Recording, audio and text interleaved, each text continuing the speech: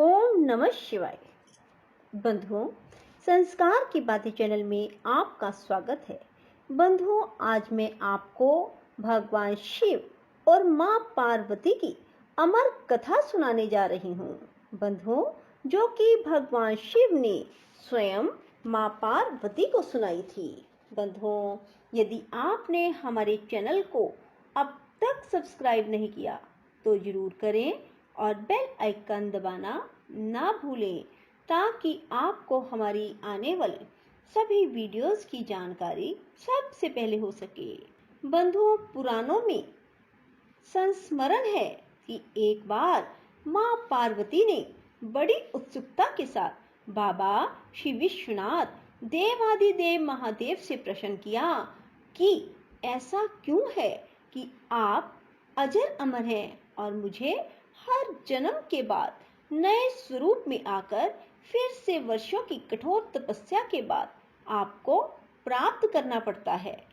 जब मुझे आपको ही प्राप्त करना है तो फिर यह तपस्या क्यों, मेरी इतनी कठोर परीक्षा क्यों, और आपके कंठ में पड़ी यह नरमुंडों की माला आपके अमर होने का कारण व रहस्य क्या है? महाकाल ने पहले तो माता को यह गूढ़ रहस्य बताना उचित नहीं समझा, परंतु माता की स्त्री हट के आगे उनकी एक ना चली।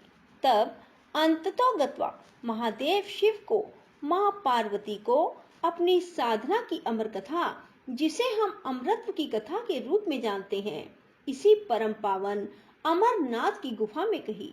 भगवान शंकर ने माँ पार्वती जी से एकांत व गुप्त स्थान पर अमर कथा सुनाने को कहा, जिससे कि अमर कथा को कोई और जीव, व्यक्ति, यहाँ तक कि कोई पशु पक्षी भी सुन ना ले, क्योंकि जो कोई भी इस अमर कथा को सुन लेता वह अमर हो जाता। इस कारण शिव जी माँ पार्वती को लेकर किसी गुप्त स्थान की ओर चल पड़े। सबसे पहले भगवान भोलेनाथ ने अपनी सवारी नंदी को पहलगाम पर छोड़ दिया। इसलिए बाबा अमरनाथ की यात्रा पहलगाम से शुरू करने का तात्पर्य होता है। आगे चलने पर शिव जी ने अपनी जटाओं में चंद्रमा को चंदनवाड़ी में अलग कर दिया और गंगा जी को पंचतरणी में और कंठ आभूषण सर्पों को शेषनाग पर छोड़ दिया। इस प्रकार इस पड़ाव का नाम शेषनाग पड़ा। आगे की यात्रा में अगला पड़ाव गणेश टॉप पड़ता है। इस स्थान पर बाबा ने अपने पुत्र गणेश को भी छोड़ दिया, जिसको महागुना का पर्वत कहा जाता है। पिस्सू घाटी में पिस्सू नामक कीड़े को भी त्याग दिया। इस प्रकार महादेव ने अपने पीछे जीवनदायिनी पांचों तत्वों को अपने से अलग कर दिया।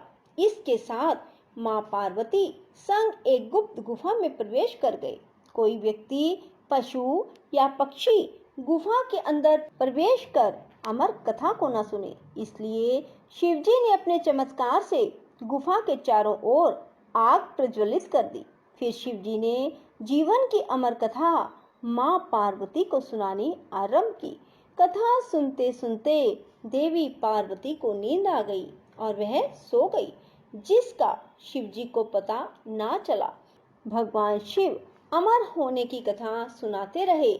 इस समय दो सफेद कबूतर श्री शिवजी से कथा सुन रहे थे और बीच बीच में गूं गूं की आवाज निकाल रहे थे। शिवजी को लग रहा था कि माँ पार्वती कथा सुन रही हैं और बीच बीच में हुंकारा भर रही हैं। इस तरह दोनों कबूतरों ने अमर होने की पूरी कथा सुन ली। कथा समाप्त होने पर शिव का ध्यान पार्वती माँ की ओर गया, जो सो रही थी। शिवजी ने सोचा, अगर पार्वती सो रही है तब इसे सुन कौन रहा है? तब महादेव जी की दृष्टि कबूतर पर पड़ी। महादेव शिव कबूतरों पर क्रोधित हुए और उन्हें मारने के लिए तत्पर हुए। इस पर कबूतरों ने शिव जी से कहा, हे प्रभु, हमने आपसे अमर होने की कथा सुनी है। यदि आप हमें मार देंगे तो अमर होने की यह कथा झूठी हो जाएगी।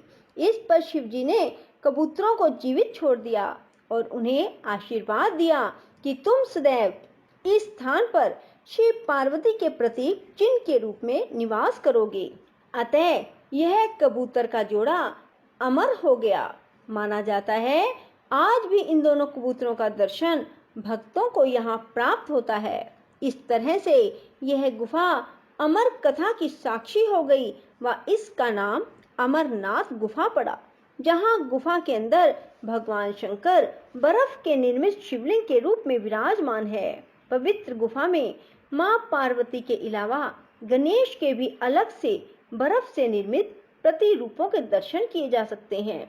इस पवित्र गुफा की खोज के बारे में पुराणों में एक कथा प्रचलित है कि एक बार एक गडरिये को एक साधु मिला, जिसने उस गडरिये को कोयले से भरी एक बोरी दी, जिसे गडरिया अपने कंधे पर लादकर अपने घर को चल दिया।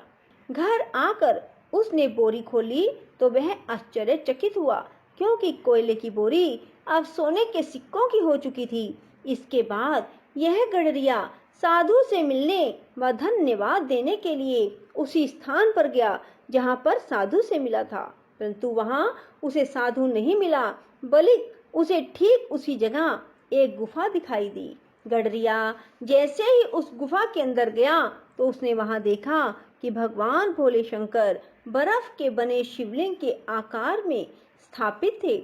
उसने वापस आकर सबको यह कहानी बताई और जिस तरह भोले बाबा की पवित्र अमरनाथ गुफा की खोज हुई। बोलो शिव शंकर भोलेनाथ की जय। राधे राधे, जय श्री कृष्णा। बंधुओं, यदि आपको हमारी वीडियो पसंद आए तो इसे लाइक करें और शेयर भी जरूर करें। धन्यवाद।